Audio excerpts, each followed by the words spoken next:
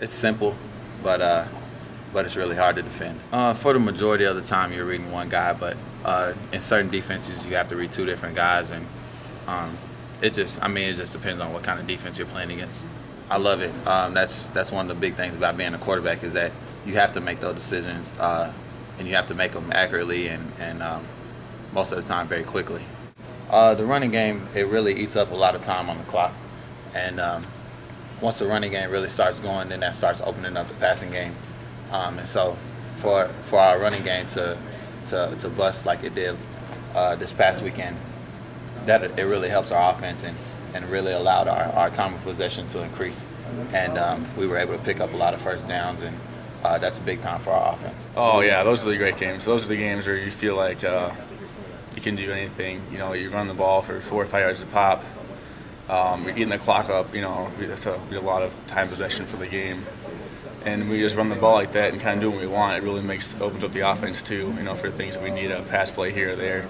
You know, it really kind of sets the tone for it. We can come out and hit you, or we can play action. We can do all things like that. So it was really fun. Really, those are the games I love being in. The times you can go out there and drive for 8 minutes and kind of do what you want, and I'm scoring at the end. So it's fun. We've done a great job recruiting. You know, the redshirt freshman class this year, all great guys. I feel as an offensive line, we have a lot of unity. We're really close. You know, we love, you know, some teams might not like having the film session. We just love it. You know, we constantly cracking jokes. We're just really close, you know, tight-knit team.